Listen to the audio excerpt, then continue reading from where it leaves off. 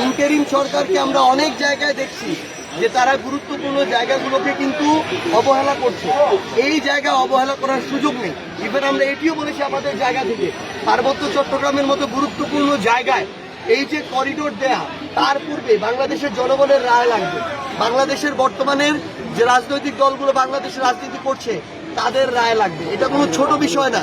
এর পূর্বে পৃথিবীর ইতিহাসে আমরা অনেক জায়গায় দেখেছি করিডোরের নাম করে বিদেশি এজেন্ট এসেছে, বিভিন্ন রকম ইন্টেলিজেন্সের গোয়েন্দা সংস্থা এসেছে, বিভিন্ন দেশ ঢুকেছে, ইউএন ঢুকেছে, ইউএন এর নাম করে বিভিন্ন ধরনের সাম্রাজ্যবাদী চিন্তা ভাবনার বিভিন্ন মানুষ ঢুকেছে, রাষ্ট্র ঢুকেছে। এই সুযোগ আমাদের বাংলাদেশে আমরা হতে দিব না। তো এটা একটা জাতীয় সবচেয়ে গুরুত্বপূর্ণ ডিসিশন। এই ডিসিশন অন্তর্বর্তীকালীন সরকার একাও নিতে পারে না।